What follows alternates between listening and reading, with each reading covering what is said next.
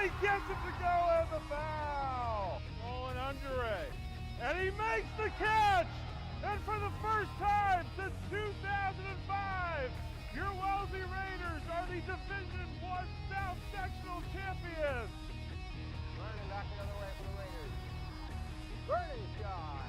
Score! Sophie Bernie finds the back of the net from the faceoff circle, and with 1:14 to go, the Raiders take a 3-2 lead.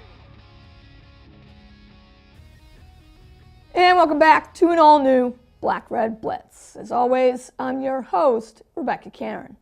Boys lacrosse would kick off spring sports here on Monday, looking to continue to feed off that success they had last year, earning a number 6 seed in the D1 South playoffs, beating Mansfield in a nail-biter, only to see their season and their tourney run, unfortunately, get cut short, losing to a tough Duxbury squad in the sectional quarterfinals.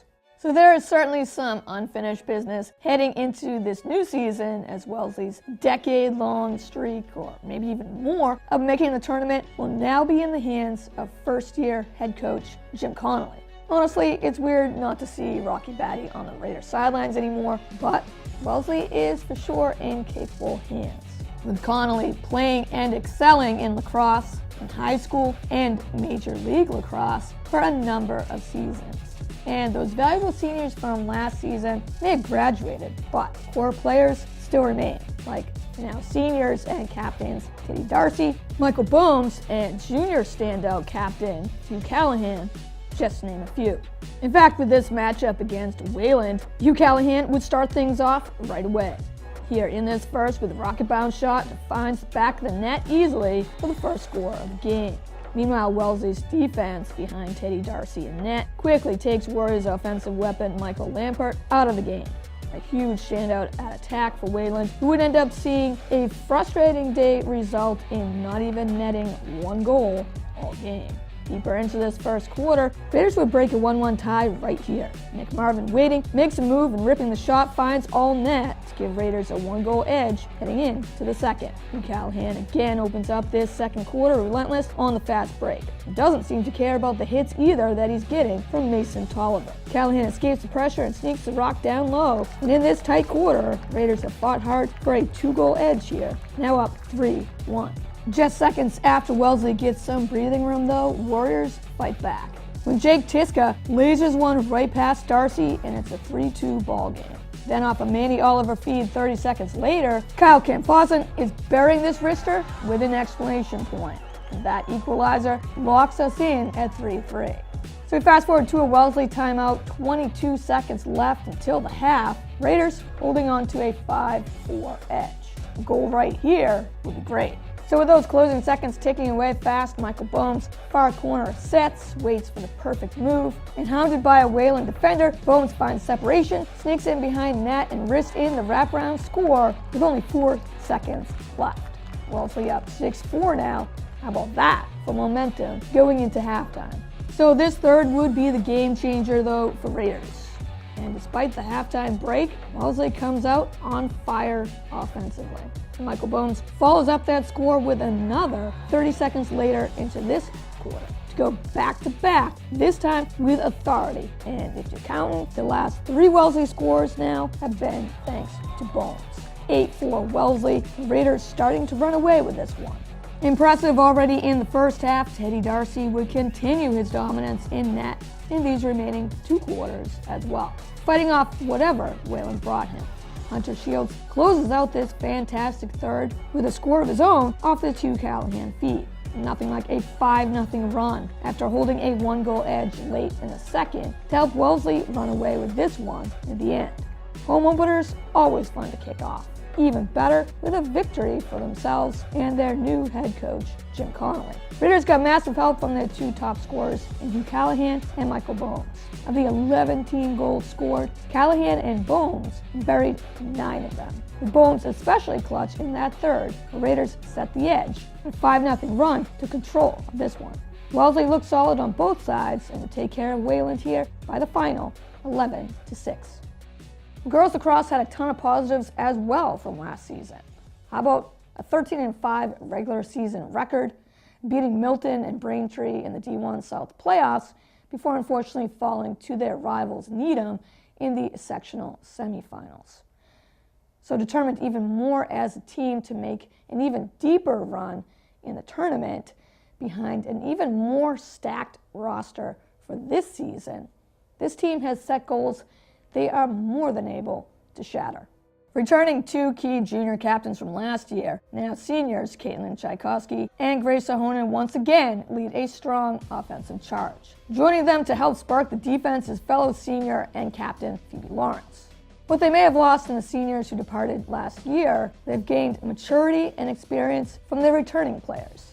Mix that in with youth and an even more confident defense, and this year is looking to be pretty special, just saying. So here on Thursday, we get a preview of the tenaciousness this roster will bring you every game, as Raiders hosted the Brookline Warriors. So after Maddie Balter goes back-to-back to open up this first half the right way, Wellesley's two-goal edge doesn't stay there that long, thanks to plays like this one. On the fast break, Grace Ahonen controls possession, sees Caitlin Tchaikovsky ahead, who easily dishes it right to Bridget Noonan, cutting to the crease, and Noonan buries it for a solid breakaway score. Relentless team defense by Olivia Vernon, Maddie Balter, and Phoebe Lawrence here deny Warriors a chance to set up a possible score. And quickly moving the ball upfield results in Brookline not being able to stop the determination of Gail Bennett seconds later on the other end, as a loose ball gets scooped right back up by Bennett and finds all net as she slings it far post. And Wellesley is sitting on a 6-goal advantage already.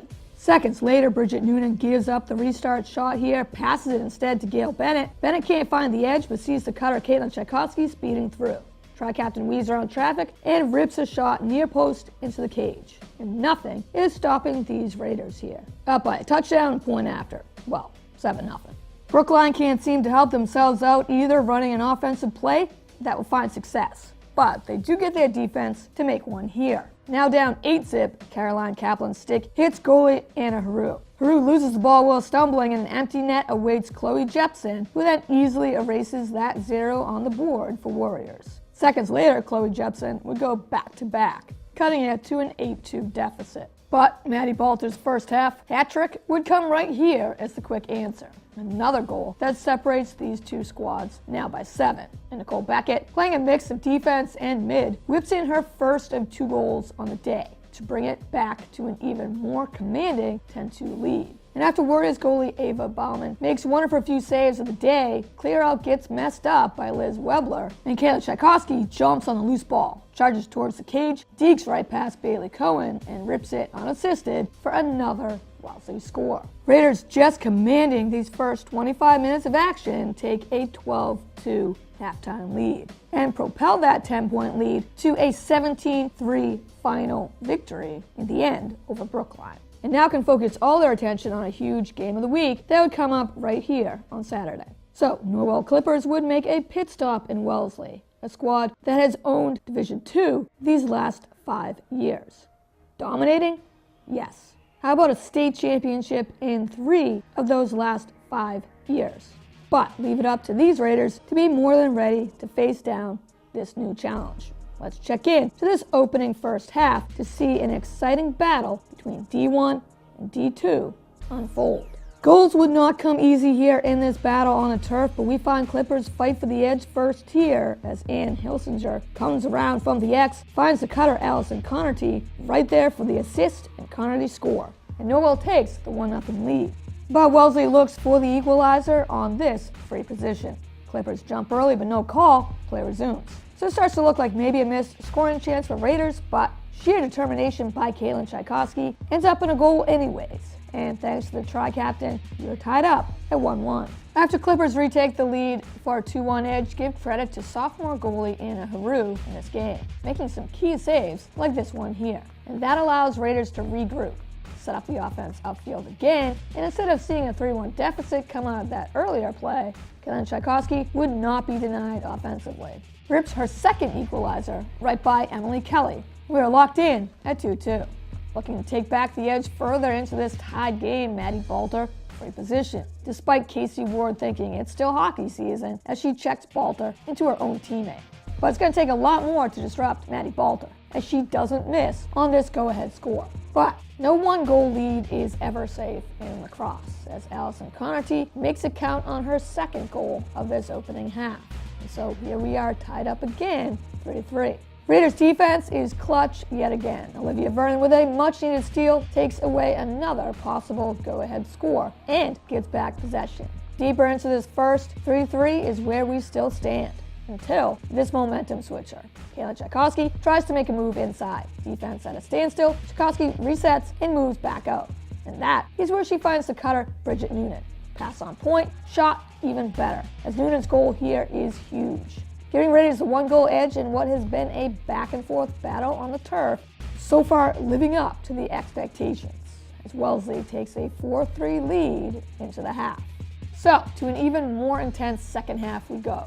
Again, goalie Anna Haru comes up with a big stop on this Clippers restart, denying Ann Hilsinger point blank.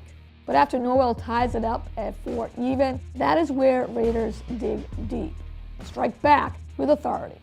After Olivia Croak intercepts this pass to give Clippers control, Brooke Baker's stick defense knocks the ball out, and Maddie Balter quickly recovers it. Running upfield, Balter sees a 3-on-2 developing, centers a perfect pass to Bridget Noonan. And just as Noonan closed out the first half with a clutch goal, this strike here gets you feeling the momentum on the field and the excitement from the Raider bench. It's all Wellesley now.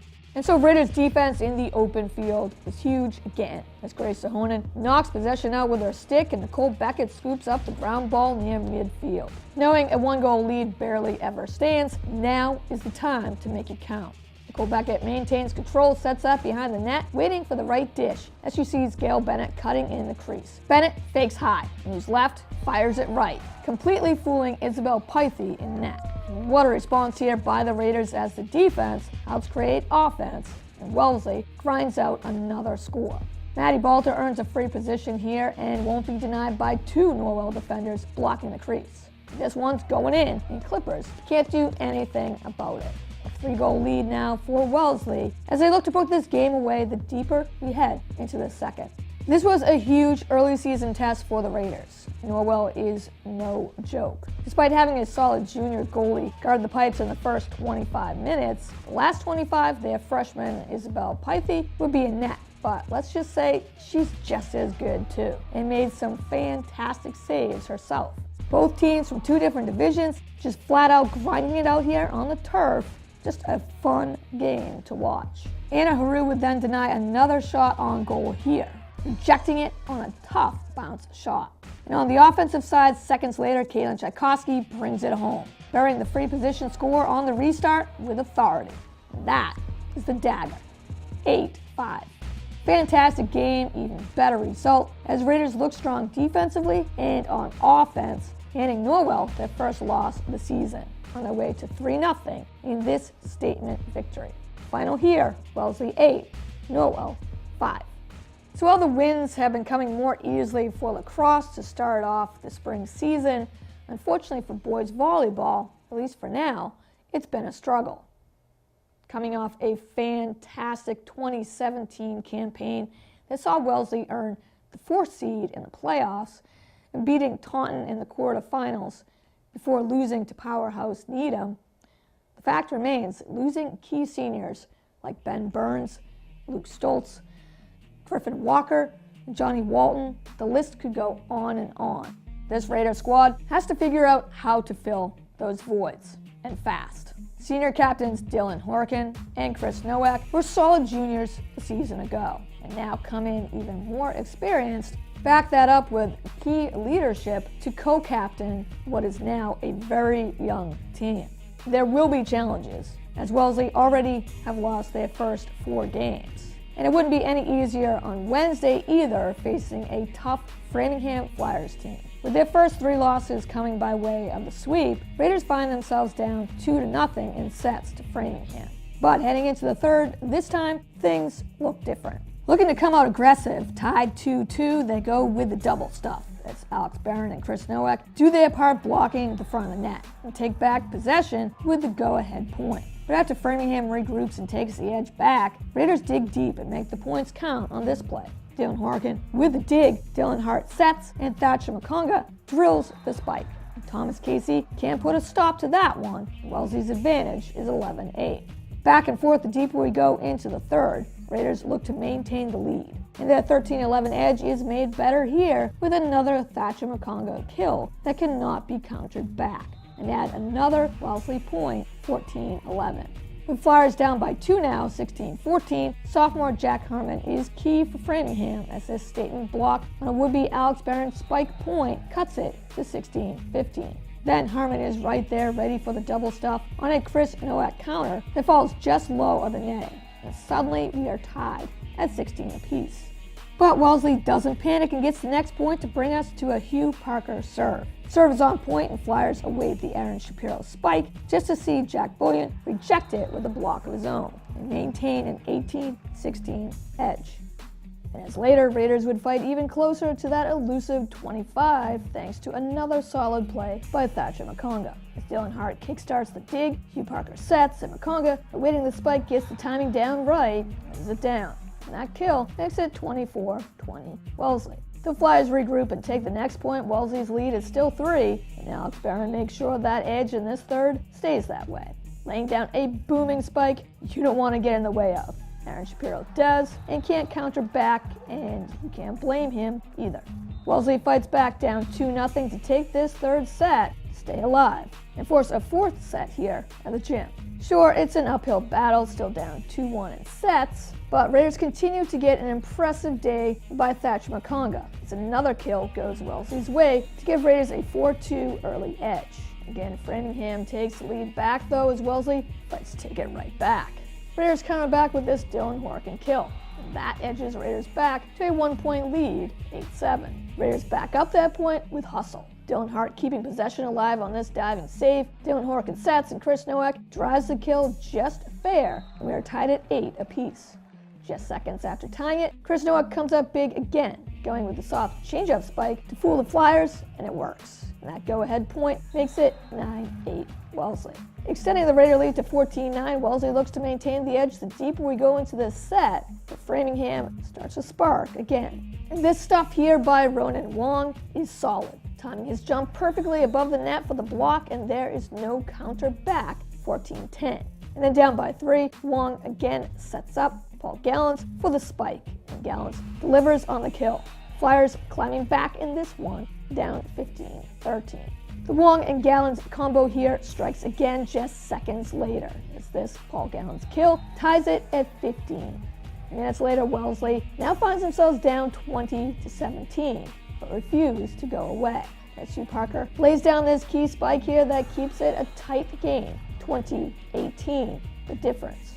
But Flyers would pull away from here in the end. This Aaron Shapiro spike minutes later would be the deciding point right here, as Framingham comes storming back and wins the fourth, 25-19, and takes the game as well by the final 3-1. Numbers look a little deceiving here, as it officially does go down as a Raider loss, but Framingham is not an easy team to beat year after year.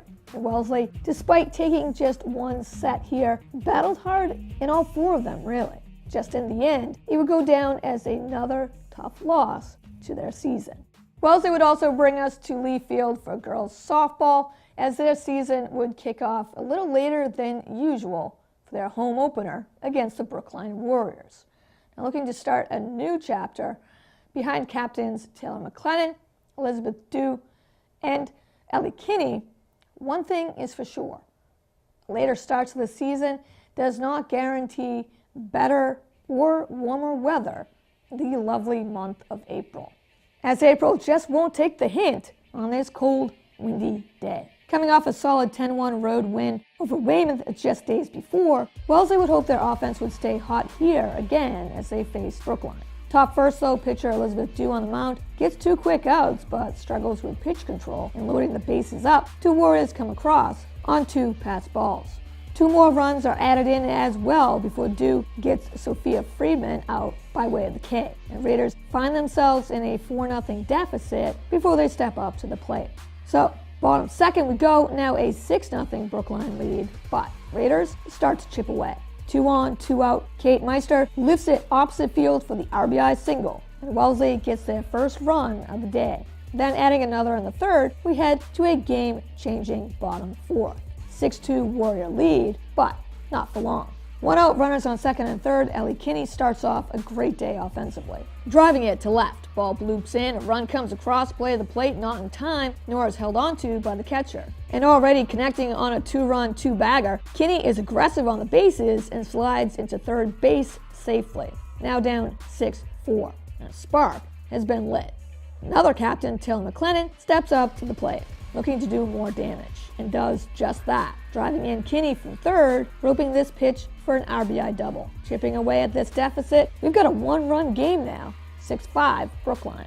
For this game at least, Coach Emily Hunt has batters 1 through 3 in the lineup, be the 3 captains.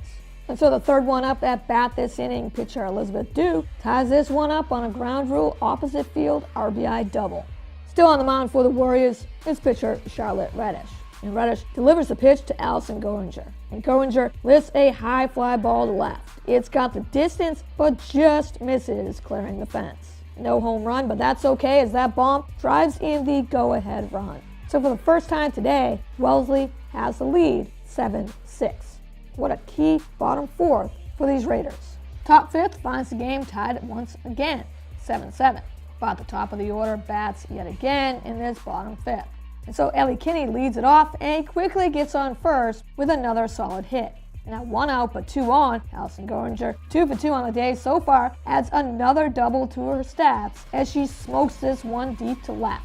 Another RBI. And that one pushes Raiders back up by 1 again, 8-7. Looking for more, Mackenzie O'Neill, first pitch she sees, pops it up shallow right. A key sac fly for O'Neill as Elizabeth Dew beats the tag and is safe at the plate. Raiders advantage 9-7.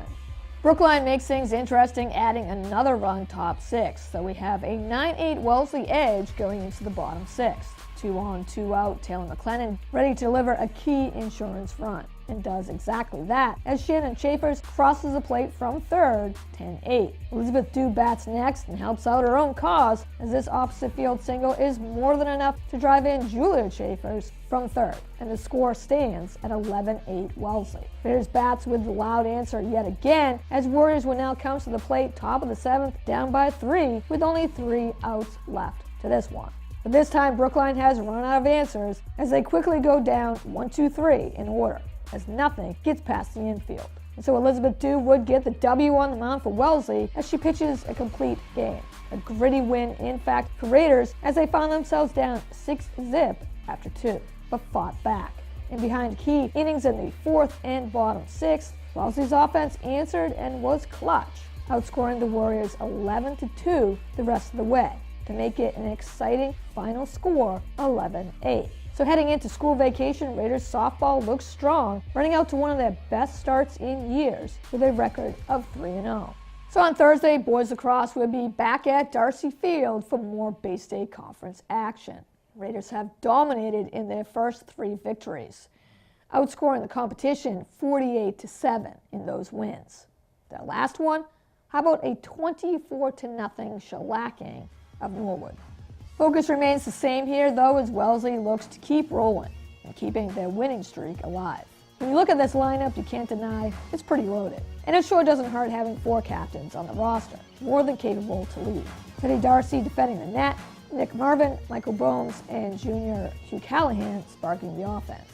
And so it's no surprise matching up against the Braintree Wamps team still in a rebuilding mode the last 3 seasons, that the opening minutes to this first quarter, Wellesley already comes out full speed, leading 2-0 right out of the gate, thanks to Hugh Callahan and Chris Aitken. Michael Bones goes back-to-back thanks to this play here, taking the feed from Hunter Shields, and Wamps goalie Marty Durain can't catch up to it for the denial, and Wellesley quickly leads 4-0. But Braintree earns a man-up after a Raider penalty, and Wamps sophomore Matt Hemmert, a player Braintree is excited to have in their roster, proves why. Making a count coming in behind the net, makes his move burying it past Teddy Darcy to get Wamps on the board. After another goes down by way of Hemmert, Braintree scores 3 unanswered. 2 by way of man-up advantages Wamps didn't let pass by, as Matt Hemmert scores all of them and gets the first half Hattie for himself as well. And now it's suddenly a much closer game as this first quarter ends. Wellesley a 4-3 edge. But if you thought that meant Wamps held the momentum now, well, you'd be wrong, as this second quarter opens up and it's all Raiders. Junior captain Hugh Callahan strikes yet again. Talk about determination here, as Callahan would not be denied, setting the edge here. Back to the cage, finds an inch of separation, extends high, rips it over left shoulder and lasers it into the back of the net, just making it look plain easy for the hat trick and a 6-3 advantage. So besides the offense finding spark here, it has to start first on a draw. And that is hands down taken care of by their Fogo. Face-off, get-off position player, Teddy Kamjathi, whose clutch play has not gone unnoticed. And after winning another face-off, one of 21 Kamjathi would win in this match. That allows Hunter Shields to control possession upfield and set up another play. As Hugh Callahan takes control far left of the net looking for separation, Callahan can't find it and goes back and forth with Michael Bones. Callahan then makes his move towards net, leads defenders with him, setting up Michael Bones instead. Bones finds the edge, sets and releases a laser shot nobody is stopping. So mere minutes after Callahan registers a hattie, Michael Bones follows up on that score with his own hat trick, and Raiders are controlling the pace of this game now. But the highlight goal of the day has to be on this play. Hugh Callahan on the attack again, digs, spins with a stutter step, diving forward, still rips in a shot 5-hole past Drain. And that was awesome. The combo of Hugh Callahan and Michael Bones so far is so fun to watch. After Callahan's latest score, Bones impresses with another one from his arsenal. Well defended, but still fires one home high left shoulder. And these two are helping Wellesley cruise here in this second, leading 9-3. When Michael Bones isn't scoring, which is also pretty rare, Bones is more than happy to make plays open up for his teammates. Bones leads a double team away, flips the ball back to Nick Marvin. Marvin collects it, fires low for the bounce shot goal, 10-3 Wellesley. We've got a game here that is no longer tight. So Raiders offense clearly answered when Braintree scored 3 unanswered.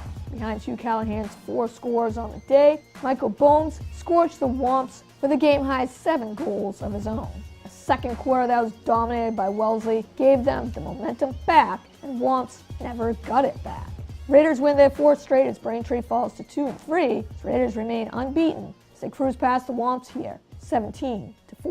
So it's been 10 days since girls lacrosse faced off at home, but on the road it's been just as favorable as Raiders beat Norwood, Braintree, and Lincoln Sudbury on their last road trip. Raiders jumping out to one of their best records in at least 5 years. Stand in here at 6-0 and not looking like they're about to slow down anytime soon either. Easy competition would be the story of the day here on Tuesday as the Acton-Boxborough Colonials paid a visit to the stadium and probably regretted it seconds into this first. 2 of the senior captains sparked things off here right away. As Caitlin Tchaikovsky cuts right, stops hard, dishes left instead, completely fooling the defense, and now wide open fires a Macian feed into the back of the net. Seconds later, after Acton-Boxborough gets a rare stop, they fail on the clear-out. A determined Grace Ahona brings on stifling defense that creates a turnover. Scoops out the loose ball, fakes a couple moves, spins right, and fires it home unassisted as Ahona jumpstarts a solid day for herself offensively and makes it 2-0 Wellesley as well. Not too shabby. 3 scores in only 3 minutes of this opening half, then forces Colonials to already need a timeout as Raiders come out firing a 3-spot early lead here. After another score by Grace Ahona cannot be stopped by Acton-Boxborough, the Colonials would earn a penalty and a free position chance for Emma Kearney. Kearney does bury that and gets Colonials on the board here, but an uphill battle remains. Middle first, as the ensuing draw off that Colonial score, Cole Beckett, as usual, wins it.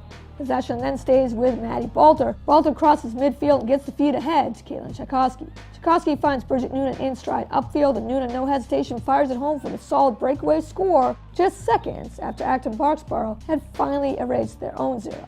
Back to a 5-point lead just like that. Winning the faceoffs allows Raiders to spend pretty much all day in their own offensive end. As Gail Bennett waits for Ahona to be the cutter, Grace Ahona makes her move, the dish is there, and so is the captain's score. And that's it for a hattie in these first 25 minutes of play. Speaking of hat tricks, Maddie Balter would be next on this score, perfecting the stutter step hesitation move, and then burying it home. 11-1 double-digit advantage for the first time here, just minutes leading into the break. Determined to make something of a dent to this big deficit, the Colonials drop a play here and make it count as Aiden Phillips makes a solid move in the crease and fires it past Anna Haru. Then a free position shot finds net for Emma Kearney, and Acton-Boxborough nets back-to-back scores suddenly, cutting it to 11-3.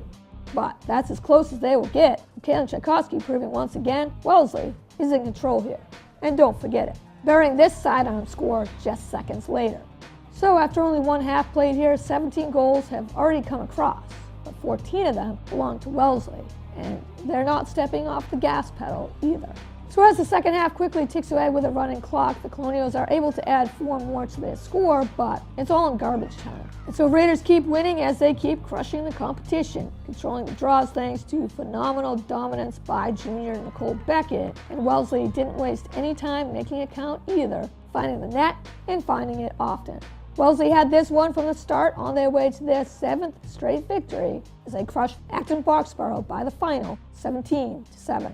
So school vacation would get underway, but the Raiders would stay busy, but would only continue with lacrosse as baseball would get postponed due to this lovely April weather. But lacrosse plays in everything but a tornado, so the girls would dominate yet again as they look to keep their solid 7-game winning streak alive with another dub. And the Hingham Harborwomen would come in trying to be the spoilers here on Thursday. Sorry, but get used to disappointment, just saying.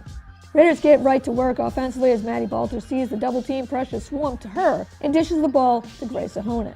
The senior captain sets with it back to Kara Willison, spins around and slings it low, and that gives Wellesley the edge first.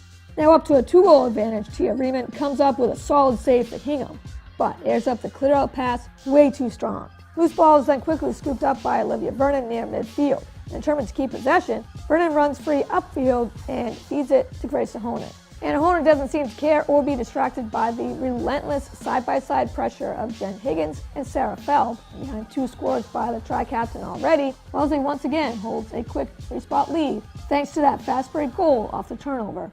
Jump ahead just about midway through this opening first. On this play, don't ask me why, goalie Tia Riemann is so far out defending the crease here, but she is. And Bridget Noonan makes her pay as she easily buries the empty netter score. Raiders rolling here early, up 5-0.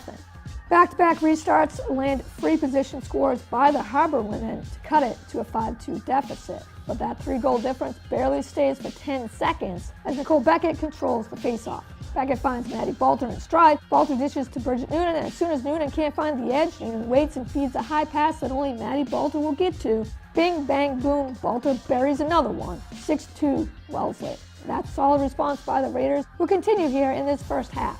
After Hingham fought back to a 5-2 deficit, Wellesley would outscore them 5-1 on their way to a commanding 10-3 halftime lead. The 10th team goal coming right here as Kalen Tchaikovsky delivers another one of those, hey, if you blinked, you missed it kind of scores. Second half, Kalen Tchaikovsky might have had to change out her jersey mid-half, but that's not going to stop her from scoring any differently either, as Tchaikovsky's free position shot is lasered past Riemann, and then some, 14-6. Hingham made things a little interesting in this second, as 5 goals do come across, as Elizabeth Hennessy behind most of them as she found offensive rhythm late. But that's all it was. Interesting. Wellesley always held the advantage and controlled the pace of this one, as the Raiders keep rolling to an impressive 8-0 record as Hingham falls to 5-3. Raiders offense lit up the cage once again, no surprise getting plenty of contribution from Grace Ahonen, Maddie Balter, Bridget Noonan, and Caitlin Tchaikovsky. Wellesley makes this one a decisive final score, 15-8. Well, that does it for this episode, but again, we're just getting started with an exciting season of spring sports, and there are plenty more highlights to come. So in the meantime, if you missed out on any games or highlights, make sure to check us out on demand at wellesleymedia.org, our YouTube and Facebook pages at Wellesley Public Media, and of course, right here, Comcast 9 and Verizon 39. As always, thanks for watching Black Red Blitz, and go Raiders! Now Hubbard coming out to play. Hubbard gets